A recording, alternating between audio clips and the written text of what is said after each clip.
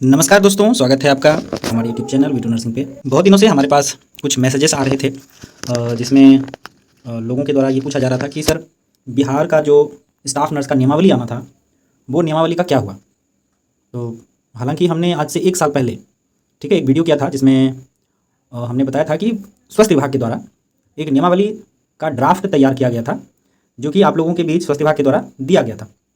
उस ड्राफ्ट में स्वास्थ्य विभाग के द्वारा क्या क्या किया जाएगा और क्या क्या मेंशन करना था वो उसमें किया गया था, और आप लोगों से आपत्ति और सुझाव जो है उस समय मांगा गया था कि इस नियमावली में और क्या चेंज हो सकते हैं और क्या ऐड हो सकते हैं।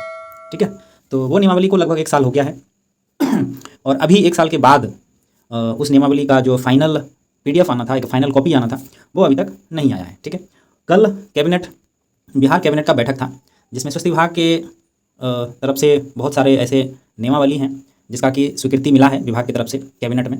ठीक है, तो वो कौन से नियमावली हैं और उस नियमावली में इंपॉर्टेंट बात कौन सा है वो हम आपको इस वीडियो में बताएंगे, जो कि आपको नर्सिंग का जब नियमावली आएगा, जब बिहार नर्सिंग ऑफिसर का जब नियमावली आएगा तो उसमें मोस्ट ऑफ चांस है कि वो आपको उसमें भी देखने को मिलेगा।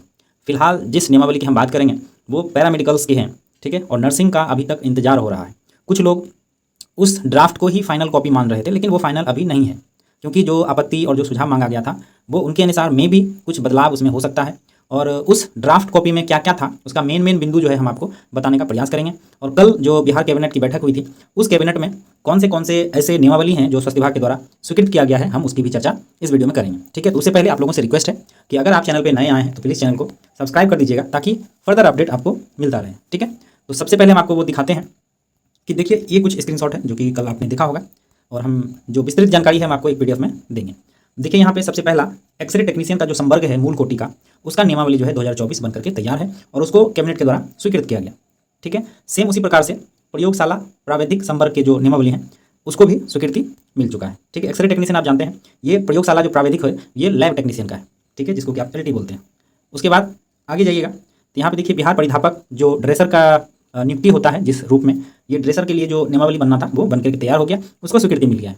अब आगे यहाँ पे देखिए ECG टेक्नीशियन है, आप जानते हैं ECG टेक्नीशियन, ये सारे पोस्ट जो हैं ये पैरामेडिकल के अंदर आते हैं। ठीक है, तो पैरामेडिकल के लगभग 4 ऐसे पद हैं जिनका कि नियमावली को स्वीकृति मिल गया है।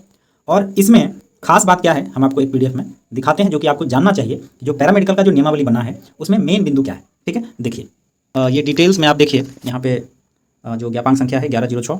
अब यहाँ पे देखिए तकनीकी सेवा आयोग के द्वारा, ठीक है, अब देखिएगा पत्रांक संख्या 6471, हम आपको वो भी दिखाएंगे कि तकनीकी सेवा आयोग बहुत पहले ही अपना जो नियमावली है वो जारी कर चुका है और हम इसके लिए वीडियो भी किए थे लगभग आज से 1 साल पहले। ठीक है, BTSC अपना नियमावली दे दिया है और BTSC का जो नियमावली है वो सिर्फ BTSC के ऊपर लागू होता है, उसका नियमावली स्वास्थ्य विभाग के ऊपर लागू नहीं होता है। BTSC का नियमावली ये कहता है कि BTSC जो है अब किस रूप में कर्मचारियों का जो चयन करेगा वो उसके आधार पर है। ठीक है, और स्वास्थ्य विभाग में क्या होता है कि क्राइटेरिया क्या होना चाहिए ये डिसाइड करता है। तो यहाँ पे देखिए 6471 दिनांक 5/4/2023 के आलोक में बिहार तकनीकी सेवा आयोग पटना के द्वारा अब लिखित प्रतियोगिता परीक्षा तथा परीक्षा सहित साक्षात्कार के माध्यम से तकनीकी पदों पर नियुक्ति प्रक्रिया संपन्न किया जाना है। ठीक है, तो ये बिहार तकनीकी सेवा आयोग यानी BTSC का जो नियमावली है ऑलरेडी क्लियर है, वो हम आपको दिखाएंगे। उसके बाद देखिए यहाँ पे क्या है, एक्सरे टेक्नीशियन।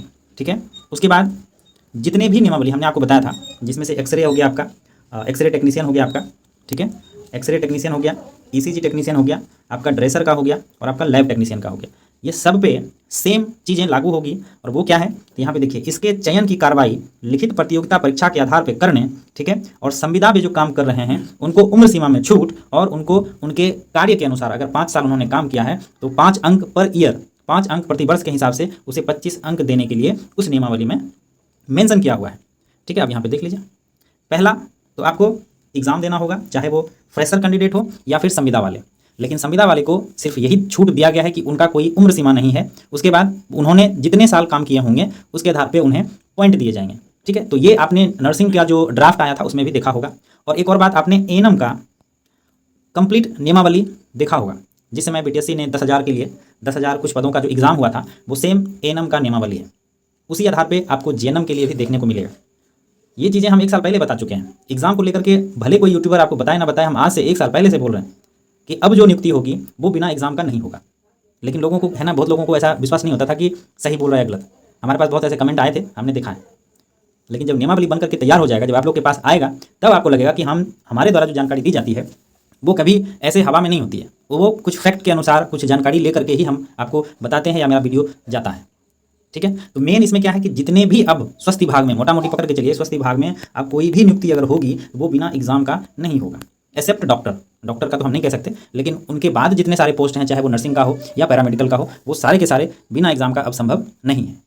ठीक है, तो ये आपको हमने बता दिया। ये सारा आप देख लीजिए, यहाँ पे नए सिरे से परिधापक संवर्ग का गठन किया गया है। 2018 का नियमावली था, उसको बदल करके 2024 किया गया और उसमें प्रतियोगिता परीक्षा के आधार पर नियुक्ति करने के लिए कहा गया है। ठीक है, और बाकी जो शैक्षणिक योग्यता है वो तो रहेगा, लेकिन आपको एग्जाम कंपलसरी देना होगा।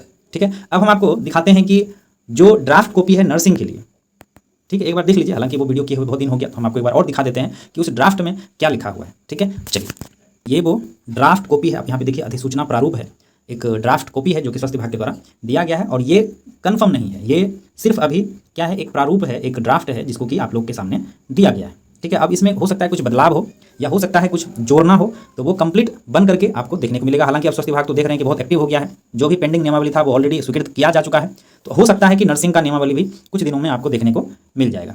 ठीक है, इसमें मेन क्या है वो हम आपको एक बार बता देते हैं। ठीक है, तो ये बिहार स्वास्थ्य तकनीकी संयुक्त संवर्ग नियमावली 2023 कहा जाएगा, हो सकता है जब स्वीकृत हो तो 2024 दे दे। ठीक है, ये विभाग किससे है, तो स्वास्थ्य विभाग से है। लेवल 7 तक जो है इनके द्वारा नियुक्ति लिया जाता है। ठीक है, और किस आयोग से अभिप्रेरित है, यानी कि इनका जो नियुक्ति होगा वो किस आयोग से होगा ये भी बता दिया है, तो बिहार तकनीकी सेवा आयोग। और बिहार तकनीकी सेवा आयोग का जो गठन किया गया था वो टेक्निकल जो पद होते हैं उसे ही चयन के लिए बिहार तकनीकी सेवा आयोग को रखा गया है।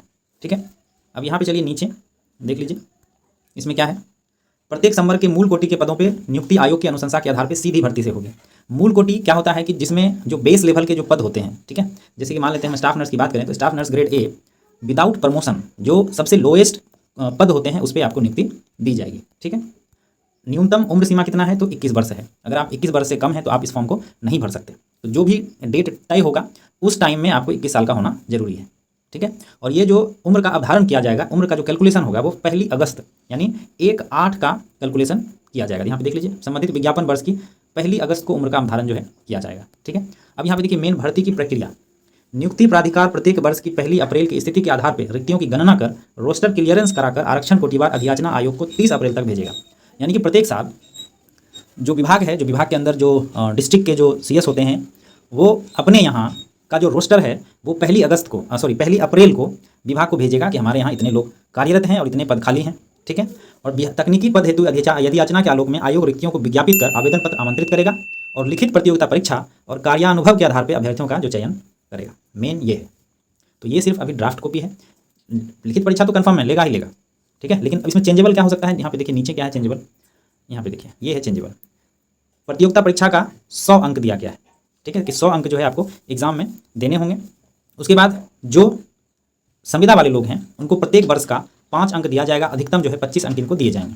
ठीक है, यानी एग्जाम जो है आपको कितना देना होगा, देखिए यहाँ पे 25 अंक, ये 100 अंक, टोटल 125 अंक। ठीक है, तो इसमें थोड़ा सा स्लाइटली हमको लगता है कि चेंज हो सकता है।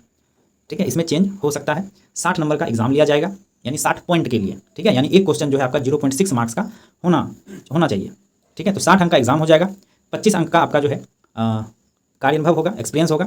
उसके बाद 15 नंबर जो है हो सकता है जो हायर एजुकेशन वाले हैं, जैसे कि जिनके पास MSc नर्सिंग है या फिर जिनके पास पोस्ट BSc है। हालांकि एक चीज़ और आपको हम दिखाएंगे जिसमें आप देखिएगा कि GNM और BSc को इक्वल माना गया है। इसमें अगर स्टाफ नर्स ग्रेड ए के लिए अगर भर्ती होगी, अगर BSc को अलाउ किया जाता है स्टाफ नर्स ग्रेड ए में, तो शायद BSc वाले को कोई भी वेटेज ना दिया जाए, पोस्ट BSc वाले को कोई वेटेज ना दिया जाए। ठीक है, लेकिन सिर्फ और सिर्फ जब स्टाफ नर्स की बात आएगी तो सिर्फ GNM अगर उसमें एलिजिबल होंगे तो फिर तो कोई बात ही नहीं है। जो हायर डिग्री वाले लोग हैं, GNM के बाद अगर पोस्ट BSc किया है तो उन्हें शायद 15 पॉइंट जो है अधिकतम जो आपका जो पाठ्यक्रम है, अधिकतम जो हायर डिग्री है उसके लिए 15 अंक दिए जा सकते हैं। तो इसमें कुछ बदलाव हो सकता है। ठीक है, क्योंकि बहुत सारे लोग जो अपना संपुष्टि दिए थे, जो अपना सुझाव दिए थे, आपत्ति दिए थे, इसी पे दिए थे। ठीक है, उसके बाद यहाँ पे देख लीजिए आगे क्या है, विभागीय परीक्षा की बात है, परीक्षा की बात है। ठीक है, 2 वर्षों का जो है आपको पीरियड होता है, 2 वर्ष का, जो कि आपको पर्यवेक्षण में रखा जाएगा। अगर आपके द्वारा किसी प्रकार का काम में कुछ ढिलाई होता है या काम करने में आप एलिजिबल नहीं है तो आपको जो है हटा सकता है। ठीक है, उसके बाद यहाँ पे आपको मेन हम दिखाते हैं, यहाँ पे देखिए ये है आपका मूल कोटि। देखिए कोटि मूल हो गया, परिचारिका श्रेणी ए सीधी भर्ती द्वारा मान्यता प्राप्त विश्वविद्यालय संस्थान से GNM पोस्ट BSc संकर्ष कोर्स में उत्तीर्णता। यहाँ पे GNM और BSc दोनों जो शैक्षणिक अर्हता है वो GNM और BSc दोनों को यहाँ पे नोटिस किया गया है, दोनों को लिखा गया है। ठीक है। तो हो सकता है अगर बीएससी को स्टाफ नर्स ग्रेड ए में अलाउ किया जाता है तो शायद जो एमएससी हैं या पोस्ट बीएससी हैं उनको जो हायर डिग्री के लिए वेटेज दिया जा सकता है, ठीक है। अभियुक्ति में यहाँ पे देखिए, बिहार परिचारिका निबंधन परिषद से निबंधन अनिवार्य, यानी कि जब भी फॉर्म आएगा, या आप इस तरह समझ लीजिए कि बिहार का जो बीएनआरसी है, बीएनआरसी का रजिस्ट्रेशन होना अनिवार्य है।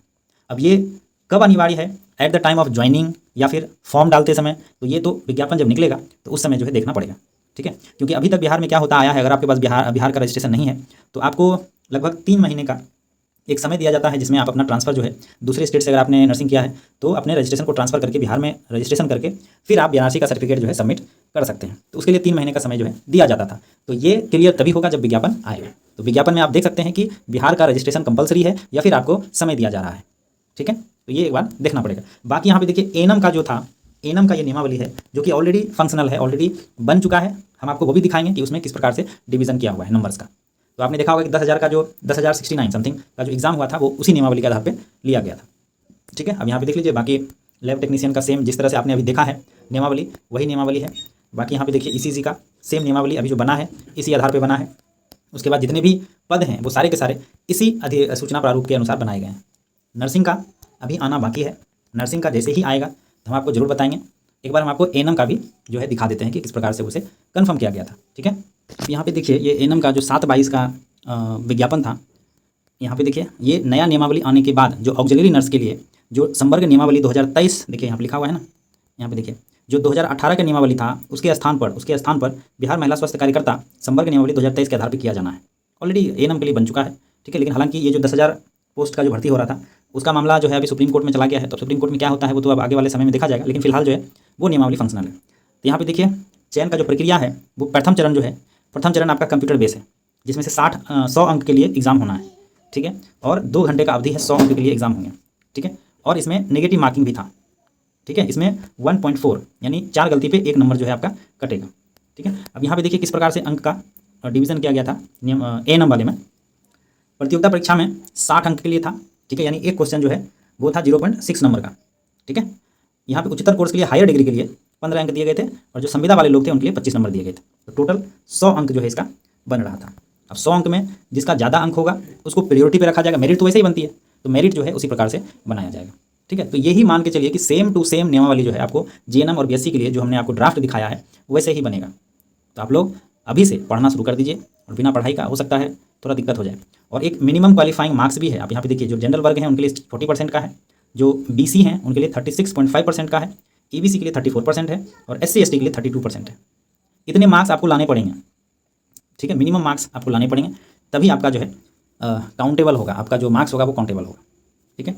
अब यहाँ पे देखिए ये बीटीएससी का गजट है, ठीक है। ये कंप्लीट बीटीएससी का नियमावली है, ठीक है, जिसमें आप देख सकते हैं इन्होंने साफ साफ लिखा है कि हमारे द्वारा एग्जाम के द्वारा ही कोई भी भर्ती को अब पूरा किया जाएगा। देखिए यहाँ पे जिन पदों की सेवा संवर्ग नियमावली में लिखित परीक्षा के प्राप्तांक तथा कार्य अनुभव, शैक्षणिक योग्यता के निर्धारित अंक के आधार पर चयन किया जाना है, वैसे मामलों में विज्ञापित रिक्ति के 1.5 गुना अभ्यर्थियों को लिखित परीक्षा में योग्य पाए गए हो तो प्रमाण पत्र सत्यापन के लिए आमंत्रित किया जाएगा। जिनका एग्जाम हो चुका है तो मान लेते हैं अगर 100 सीट है तो वो 125 लोगों को डॉक्यूमेंट्स वेरिफिकेशन के लिए बुलाएगा, ठीक है। और इनके द्वारा जो भी जैसे ये कंडिका सब आप देख रहे हैं ना, ये डॉक्टर्स इसमें शामिल नहीं है। उसके अलावा जो भी पद का चयन किया जाएगा बीटीएससी के द्वारा, सब में एग्जाम लिया जाएगा, ठीक है। वो भी रोस्टर के अनुसार जो नियमावली विभाग के द्वारा दिया जाएगा उसी आधार पर बीटीएससी जो है अपना चयन प्रक्रिया को करेगा, ठीक है। तो इसके लिए अब देखिए आप कितने लोगों में कितने कितने प्रकार के डाउट्स हैं। सबको लग रहा था कि ऑलरेडी जो है नियमावली बन चुका है, लेकिन ऐसा नहीं है, नियमावली अभी बना नहीं है। तो आप लोग थोड़ा सा सब्र रखें, जैसे ही आएगा वो हम आप तक जरूर पहुँचाएंगे। बाकी बीटीएससी अपनी तरफ से क्लियर है कि बीटीएससी के द्वारा जो भी बहाली होगी वो एग्जाम से ही होगी। और आप अगर पैरामेडिकल में एग्जाम दे रहे हैं, पैरामेडिकल में लिखित परीक्षा हो रही है, तो फिर नर्सिंग में भी होगा। तो ये भ्रम जो है जिन लोगों के पास है, अभी भी था, अभी भी है शायद, तो वो इसको हटा लें। एग्जाम तो देना पड़ेगा और पढ़ाई तो करनी पड़ेगी, और बाकी तो फिर अब वही अभी ऐसा कुछ नहीं है। और बाकी फिलहाल तो यही था जानकारी नियमावली के बारे में हमने आपको बताया है। बाकी ये वीडियो आपको कैसा लगा जरूर हमें कमेंट करके बताइएगा। जानकारी अच्छा लगा हो तो एक बार वीडियो को शेयर कर दीजिएगा, ताकि आपके जो दोस्त हैं, आपके जो कलीग्स हैं, उन तक ये वीडियो जो है पहुँच सके, ठीक है दोस्तों। अगर चैनल पे आए हैं तो जरूर सब्सक्राइब कर लीजिएगा। नर्सिंग से जुड़ी जानकारी आपको सटीक और सही देने के लिए ये चैनल जो है माना जाता है, ठीक है दोस्तों। थैंक यू, धन्यवाद।